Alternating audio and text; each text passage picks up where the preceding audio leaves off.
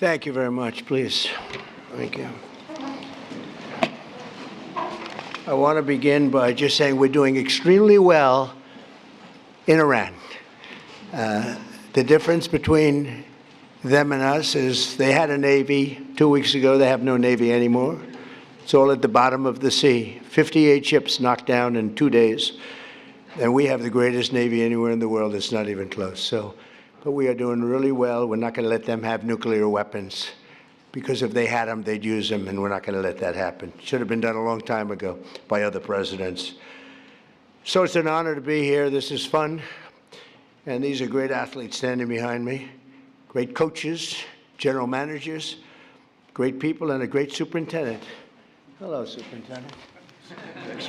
We only put our finest as these superintendents for these great schools because we don't want to have somebody that they don't look up to. We take our best, and they're really amazing. For the second year in a row, it's my great honor to officially present the Commander-in-Chief's Trophy to the one and only Navy midshipman football team with 11 wins and 2 losses, playing the best teams in football.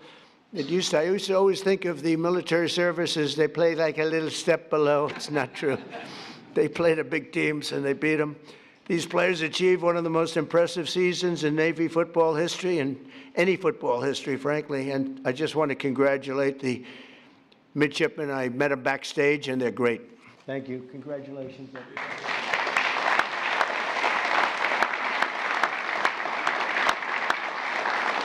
You know, when I mentioned the Navy that we just destroyed, I said, "Are they good ships?" "Yeah, they're great ships."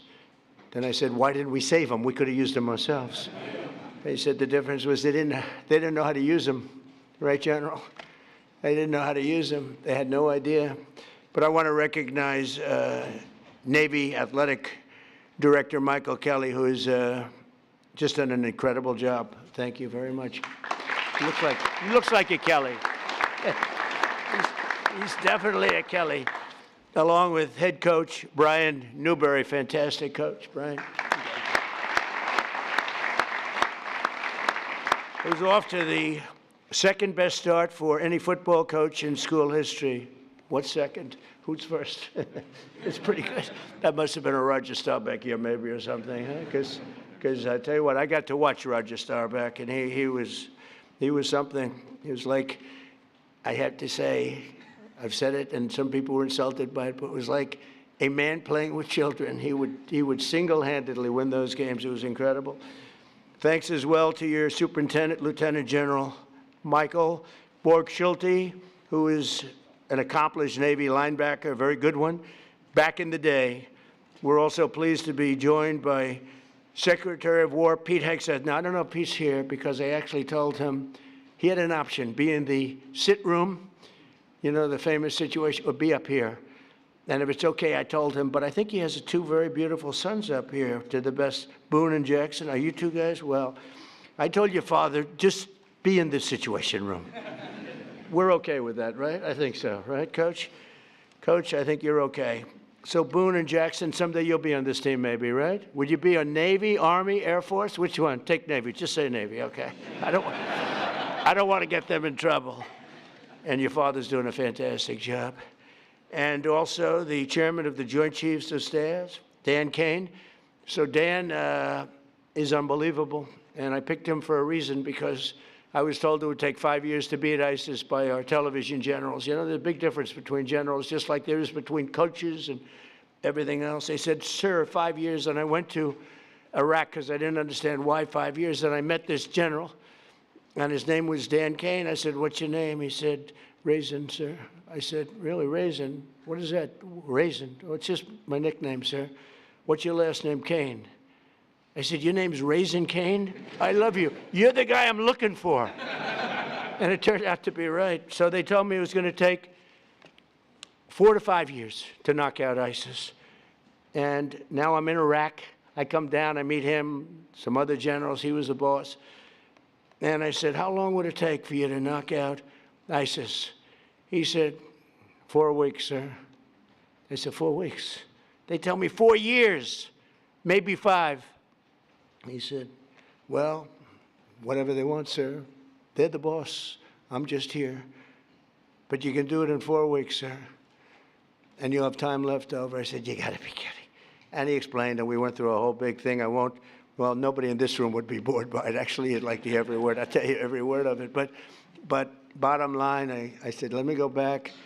But as I'm leaving, it was very interesting. I'm walking down the stairs, long fight. I had to turn off the lights after spending trillions of dollars. You had to turn the lights off in the plane because you didn't want to be spotted by the enemy. This was something. So we land, and he said, sir, would you like to rest for a while before we have a meeting? I said, I don't have to rest. My name's not Biden. I don't want to. I'm not resting. And we had great meetings. And then I got back on the plane. I said to him, so, General, you say 4 weeks. We mean that, right? 4 weeks, sir, and you'll have time left over. He said, I'll call you on Monday when I get back. And I called him. I said, you still feel that way, General? He said, yes, sir. And I let him do it. He did it in less than 4 weeks. He defeated ISIS. It was amazing. What a difference. You know, I always say, what a difference the president makes. The border. They said, it can't be done without Congress. It will take years. We did it in about 3 weeks. We have a border that's now 9 months in a row. Nobody's come into our country illegally. I'm not even sure if that can be right. But the Democrats keep the stats. So they say, I mean, they have 0 people came in through our border. You see it, right? And I said, the president makes a big difference. Well, the generals make a big difference, too. But I told him, I said, Dan, if you don't mind, stay in the Situation Room and you watch all those attacks that we're hitting those guys with, and they don't know what's happening. Their Navy's gone, their Air Force is gone, their anti-aircraft is all gone, it's all gone, their radar is all gone, their leaders are all gone, the next set of leaders are all gone, and the next set of leaders are mostly gone, and now nobody wants to be a leader over there anymore. We're having a hard time. We want to talk to them, and there's nobody to talk to. We have nobody to talk to, and you know what? We like it that way. And we have many other distinguished members of the United States military, but I want to tell you, Hegseth is doing a great job, and raising Caine is doing a great job, as good as anybody's ever seen. Don't forget, we had Venezuela. That was the beginning where people started to see the talent. I rebuilt the military and built it, frankly, including Space Force, but I rebuilt the military in my first term. I didn't think I'd be using it this much, but I'm glad I rebuilt it, because we can't let these lunatics have nuclear weapons, because they were going to use them. They'd use them fast. One of the ways you know that is when this whole thing started, they started shooting missiles all over the Middle East at countries that were basically not involved, because they wanted to take over the Middle East. And if they had a nuclear weapon, they would have used it. The only question would have been the first hour or the first day. That's the only question. They would have used it. And if they can use a nuclear weapon, the world would have been in big trouble. We had to stop. It should have been done long ago. I also want to thank FCC Chairman Brendan Carr, perhaps the most powerful man in this room. You are doing some job. He's trying to keep the fake news. He's trying to make the fake news real and respected again, which is not an easy job, but you're doing a really amazing job. First time that's happened in 25 years. So I congratulate you and everybody in the room. Everybody in this whole country is watching what you're doing, and we appreciate it. When a man can get elected in a landslide, winning think of it, 7 swing states, win them all. We win the popular vote. We win the Electoral College by a tremendous amount. We win the counties by 82 or 84%. And I got no good press. Think of it. Only one thing. That only means one thing. These people are not respected. They're just not respected, and we have to have a press that's respected. When you can win an election where they say that I got 94% bad press, think of it. The other side got 94% good press. When they can get 94% and you win in a landslide, that means the press is not respected. People have no confidence in. So you're doing a fantastic job. Senators Todd Young and Dan Sullivan, great senators, wherever you may be. You're here someplace. Where are you? Hello, fellas. Good senators. Great guys. And Representatives Ronnie Jackson, White House doctor. He served 3 presidents. He said he had Barack Hussein Obama. Have you heard of Barack Hussein Obama? You had Obama. I didn't want to talk about Biden, but he said, and you had Bush. You had young Bush, I call him, young Bush. I was not a fan, but that's all right. But the press asked him, who was the healthiest of the three? Dr. Ronnie, stand up, Dr. Ronnie. There's a big deal. Took a lot of heat for this. They said, no, most guys would say, well, we don't want to talk about that. They said, who's the healthiest of the three? He said, President Donald J. Trump by far. If he didn't eat junk food, he'd live to 200 years old, he said. And I love this guy, and he then left and he ran. He was an admiral, and he then left, and he was a White House doctor, a very respected one. He saved a lot of lives. He was a great doctor. People don't realize that. And he then left, and he said, sir, I'd like to run for Congress. I said, you've never done it before. You won't be able to pull it off. In a very, very all-Trump district, there were 28 people running. Man was retiring. He's been there for years. And I said, Ron, I don't know. It's going to be tough, but we'll try it, right? And we got him in. He blew him away. There was one man that was favored. He was a rhino. He was favored to win easily, and we wiped him out, right, Ron? And he's been a congressman. He's one of the most popular people in Congress. But I don't care about that. I just care that he was my doctor, and he said I'm the healthiest human being he's ever. Ronnie, am I healthier than these guys back here? Yes, sir. Oh, thank you. All right. See, this is why I like him. Also with Ronnie is Derek Van Orden, a fantastic guy, and members of the Naval Academy's Board of Visitors. Sean Spicer, who's gone on to great things, and Walt Nuda. Walt, where's Walt? Walt's become a very famous guy. He works with me, and he does a great job. Great, loyal, incredible person. And Sean Spicer, where's Sean? Where's Sean? Great job, and he's got a very successful television career going. What the hell do I get out of it? Well, you know what I get? Nice statements. That's what I get out of it, right? 100%. It's great. You've done great. Thank you very much. Congratulations. Those are really the people that are very much in charge of making everything work at the Academy. And the other academies, separate groups, a very important position. For the Navy midshipmen, 2025 was truly a season for the ages. You didn't just win the Commander-in-Chief's trophy, you made history as one of the greatest teams to ever wear the proud uniform of Navy football. Some uniform. The teams have gotten so good in the schools that I was able to get, and we're pushing it very hard to make it permanent, a military academy deferment policy. So, because you have some people here, you know, when I went on the field and I threw up a coin, I'm standing next to these guys. They were monsters. I said, look at the size of these guys. I thought they were supposed to be smaller. I thought you had sort of restrictions on size, you know? We got rid of that because some of these guys were extremely large. And we have the NFL teams here also. When whoever wins the Super Bowl, they come. The baseball teams, we had the Dodgers, we have them all. But I saw the size of these guys, so I got used to it. And I said, these guys are as big as the NFL. And at one of the visits a while ago, first term, they asked me, they said, sir, we have a hard time recruiting because a player, if he's really good, he can't do the 4 or 5 years in the military service. Could you would like to do a military academy deferment policy? I immediately knew what he meant. And we got it done. And it allows you to defer your service until after your career. So if you're going to the NFL for 10 years, so now everyone wants to join. So do I get credit for this successful team then? The superintendent's going to say yes. I don't know about the coach. I don't know about Kelly. But the coach, I think, it made your life a little bit easier. It was tough. It was tough for the teams when they used to have to play guys that were twice their size, right? So they did good. They had better heart. They have the best heart in the business, but size does matter.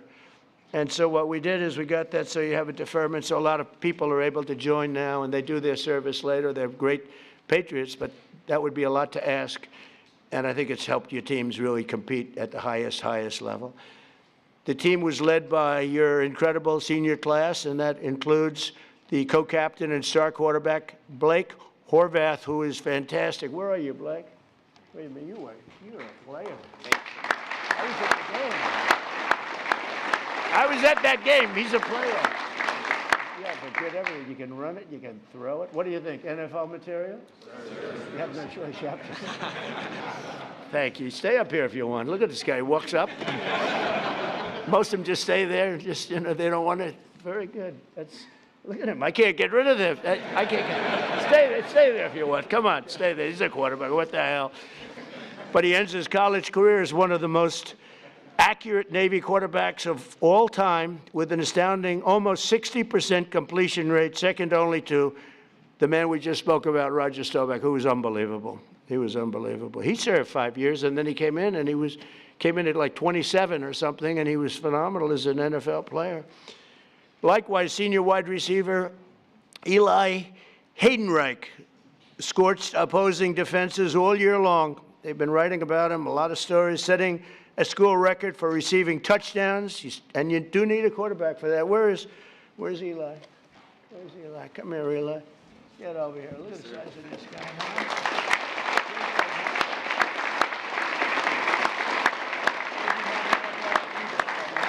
They're all saying he's got NFL.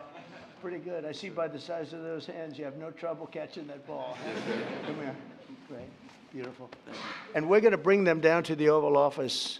Nobody else. We don't have room for none of all these big shots that we have here. None of the senators, none of all these people. We're going to bring them down. We're giving them a special medal, a beautiful medal, a very expensive medal that if I see it on eBay tonight, I'll be extremely upset. All right, so we're going to all march down there later. Congratulations. Thank you very much. That's great. Very nice that you say that. The whole team is pointing at you. Are you looking to go NFL if you can? Yes, sir. I'm hoping to. Okay, good. Good. That's great. I'll bet you make it. So we have Eli and setting all the school records for receiving touchdowns, earning a spot at the NFL Combine, and cementing himself as, without a doubt, the greatest wide receiver in Navy history. That is not bad. Did you do the Combine? Yes, sir. How did you find it? Were you impressed by the athletes? I was, yes, sir. Were you as good as them? I like to think Were so, you yes. better? They're all saying they like you. They're all saying he's better. Good. I can see it. We're going to watch, okay? We're watching all you guys. And let's not forget one of the strongest athletes the Navy has ever seen. Oh, this is the guy I want to meet. Who was named a first-team All-American. You can't do better than that. On 5 different organizations. So 5 groups named a first-team All-American. Senior lineman and co-captain Landon Robertson. Where's Landon? Where's?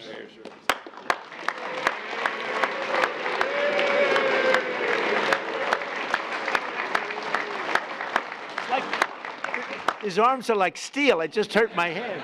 I hit his muscle. It's like steel, man. We're not messing. You think I could take him in a fight? That's like Ronnie. Thank you. Congratulations. That's fantastic. So listen to this about Landon with a 665-pound squat and a 465-pound bench press. What about women playing in men's sports? Think we could have a woman take your position? Is there a woman out there? I don't think so. We're trying to end that. No men. Think of it. No men in women's sports. Maybe I'll put Landon in women's sports for a little while. How ridiculous. I mean, they say that's an 80-20 issue. No. That's a 99% issue. It's amazing. Thank goodness the Democrats keep pushing these things. Open borders, transgender for everybody, and they want to have men playing women's sports. So Landon has some really big records, and he's so strong that the team had to special order a longer barbell. I see, because the barbell would break. That's crazy. Is he the strongest one on the team? Is everyone? Huh? No doubt, with all you big, strong guys. Look at this guy at the end. What do you think, Landon? Look at that. He's a big guy. So thank you very much. We have a lot of fun at these things. I love sports, and I love athletics, and I love competition. I love competition, and these guys are champions. But perhaps no single player better represents the heart and soul of this team than your 5'9", 174. I love those guys. Those guys that are a little smaller than you're supposed to be, but they have a bigger heart than everybody on the team, right? And the other team, too.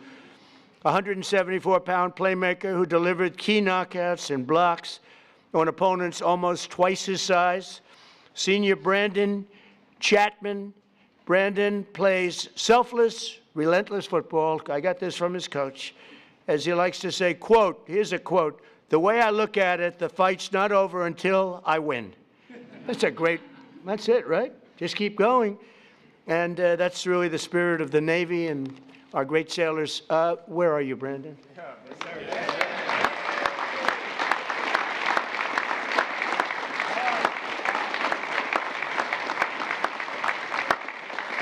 They love them. Boy, I tell you, you don't have players like that. You don't win. You just can't win. You need people like Brandon, and they all have that big heart. It's very tough when you get into that elite group. When you beat those schools that are big and powerful, it's a pretty amazing thing. This group of winners opposed and opened the 2025 season with 7 straight victories, including a thrilling win over one of your top rivals. It's always tough, too, Air Force. Coach, Air Force is always tough. What is that? I mean, they're always tough. You beat them, but they always seem to have a good record, and they always seem to do well, right? But no problem with this team, right? What was the score you won by, Coach? Was it a close game or not that close? I think we won by 3.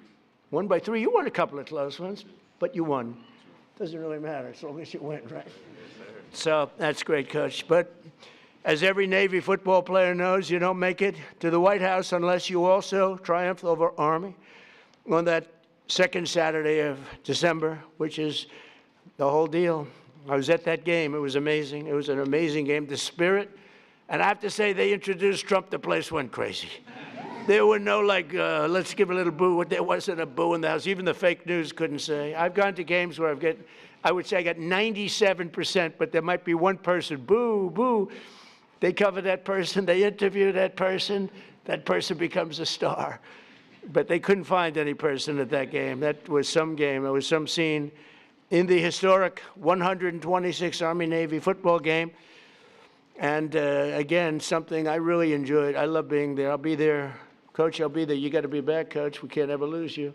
You'll be back, right? Well, you better be back. Do whatever you do, Kelly. Get him signed, right? Speaking of that, and you get him signed, all right?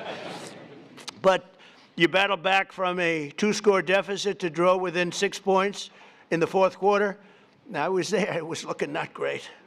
It was not looking great. Fellas, you know, I can't say I was rooting for you, but I did want to see that commander-in-chief deal. Is a big deal, right? And it only happens if you win, and it wasn't looking great. With time slipping away, Navy mounted one final drive, and you marched downfield, nearing the goal line after running back Alex Teska broke loose into the secondary, which was amazing, for a huge 24-yard gain. Okay, where's Alex? Where's Alex? I saw Alex before.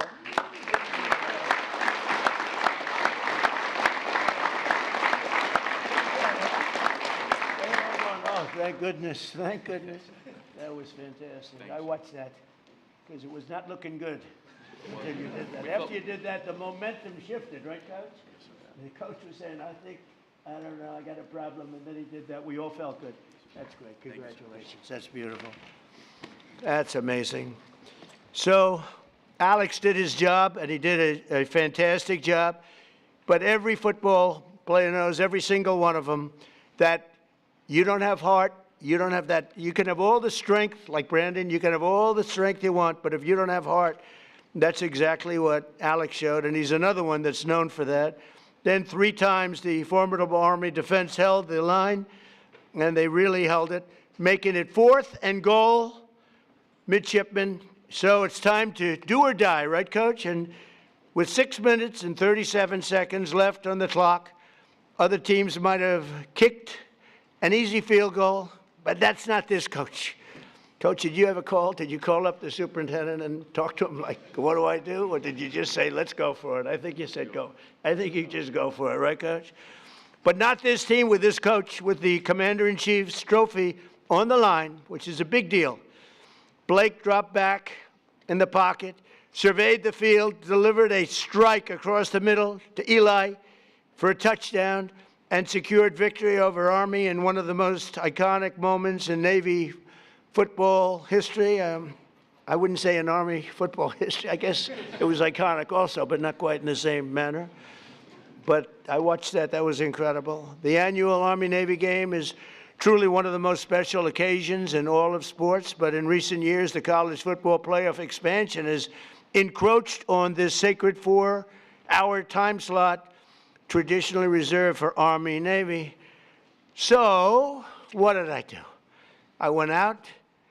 I don't know if I could have pulled it off. I have much more power in my second term, don't you think? What do you think? Would you say, Brendan? Much more power. First term, I don't know if I could have gotten away with this, but what did I do? I went out and said, I'm going to sign an executive order to ensure that the second Saturday in December is preserved exclusively. Nobody's playing football. Not Ohio State against Notre Dame, not LSU against Alabama. Nobody's going to play football for 4 hours during that very special time of the year in December. It's preserved forever for the Army-Navy game. Now, if you don't want to watch football, you don't have to. But if you want to watch football, you're only watching one game. You're not watching 19 different games, all of them in many ways big. So, Coach, that puts a little pressure because the whole world's going to be watching. So nobody else is going to be allowed. Of course, we'll probably get sued at some point, because we always get sued. But we win those suits, and we'll win this one. The only game that's going to be played, so we preserve that time, no matter who it is. You're playing the Army-Navy game. It keeps it special. We like it, right? Are you okay with it? Huh?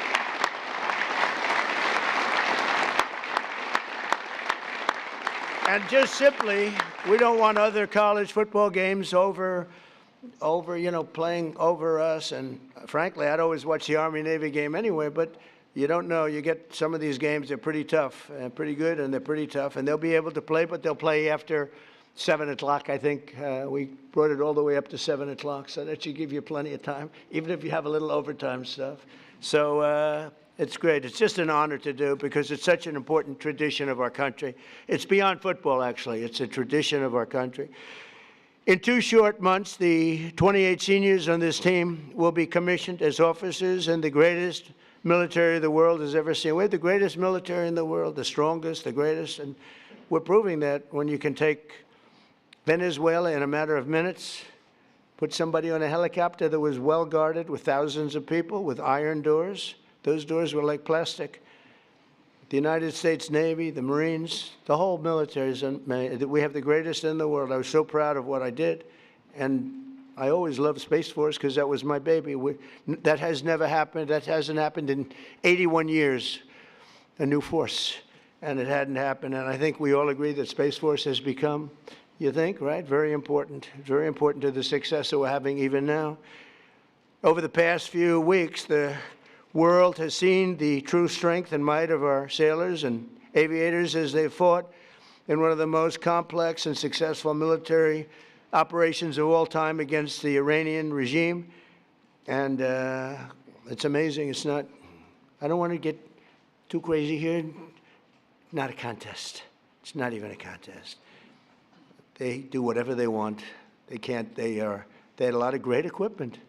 Russian equipment, Chinese equipment, they had plenty of money. That equipment was useless against us, useless. No force on earth can beat the American sailors or the American military. We're the strongest in the world by far. To those standing behind me who will soon be joining these missions, I say, sail fast, stay strong, and go Navy. And I just want to congratulate again this incredible team on the win of this trophy. It's not often that this trophy gets presented. You have to have a very special year to get it. And I'm going to sign the executive order right now and then invite Coach Newberry up to say a few words and talk about what a great team and what great individuals they are. So, Coach, I'll sign and then you take over, okay? Thank you very much.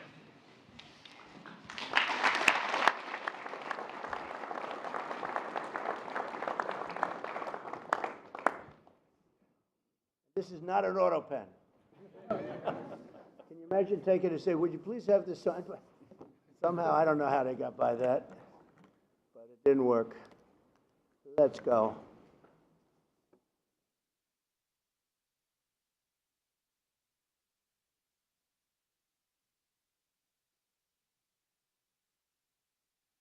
All right, it's a good one.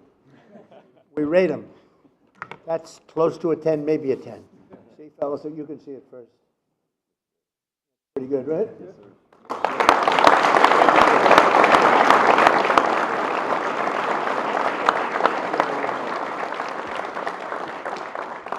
What I'll do is I'll give these out also.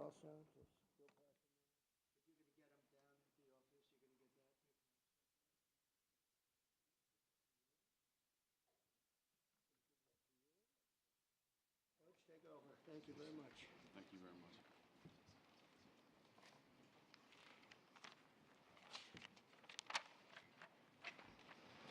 Good morning. Thank you, Mr. President. Thank you for signing that executive order, protecting the sanctity of the Army-Navy game. It's a game with a soul, and it deserves to be protected. Thank you very much. Thank you to you and your staff, your gracious hospitality, and for making today's ceremony possible. And thank you to the distinguished guests and everyone in attendance for being here to recognize this team and this exceptional group of young men. On behalf of our players, our staff and their families, our superintendent, General Michael Bugschulte, and our athletic director, Michael Kelly, it is truly an honor to be here. We're grateful and humbled to be back again. As I shared last year, it's been our goal to return to this stage many times during your tenure, Mr. President. There's no higher honor in our program than standing here representing the Naval Academy, the entire brigade of midshipmen, the Brotherhood, and all the men and women who serve and have served in our Navy and Marine Corps. These young men understand that wearing the Navy uniform comes with a responsibility greater than football. Each day they strive to live up to the core values of honor, courage, and commitment, and the standards of those who came before them. Leaders of character who have gone on to serve our country with distinction. What they accomplished this season is a direct result of that ethos and mindset. The players here on stage and to my left in the audience are some of the very best our country has to offer. In just a little over 2 months, these 28 seniors standing behind me will graduate and commission as officers in our Navy and Marine Corps under your command, Mr. President. They will do so with character, discipline, and the values that define this institution. I also want to recognize our fellow service academies, the United States Army and the United States Air Force. The rivalry we share is among the greatest traditions in college football, but it is grounded in deep and enduring respect, because we know that one day many of these young men may stand shoulder to shoulder in defense of our nation. The Commander-in-Chief's trophy represents the commitment, discipline, teamwork that define the future leaders and warfighters of our armed forces. Every day our players balance the demands of Division I athletics with the responsibility of preparing to serve as officers. That challenge forges the character this trophy represents. In our view, it is the most meaningful and honorable trophy in all of college sports. To our families, alumni, and the countless people who support the Naval Academy, thank you. Your belief in these young men and in what this institution stands for makes moments like this possible and special. Mr. President, thank you for hosting us today and for your continued support of the men and women who serve our great country. This time, I'd like to bring our two captains, Landon Robinson and Blake Horvath, up to present you with a couple of gifts. Great, thank you.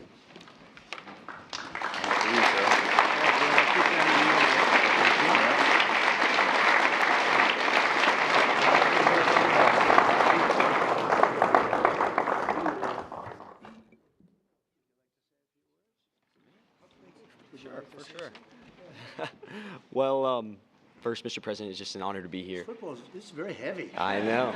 You have a strong neck. Like you said, well, you're the healthiest guy here, so you got the neck to do it. Yes, sir. So just want to say thank you so much for having us here.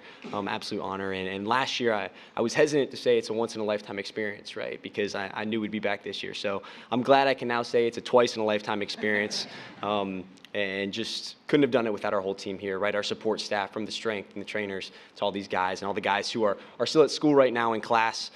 Thanks to all of them, and just for everybody for supporting us. And, go Navy, beat everybody.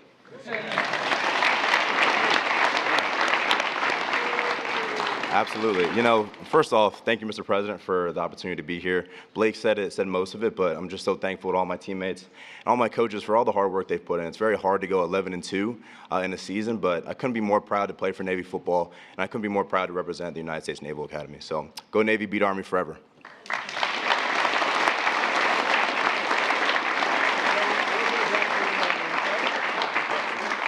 We're going to see you at the Oval. Now, anybody does not want to go to the Oval, please raise your hand. Okay. I'll see you in the Oval. I had a feeling you were going to do that. Thank you. See you in a couple of minutes, okay? We have something. Thank you, everybody, very much. Thank you.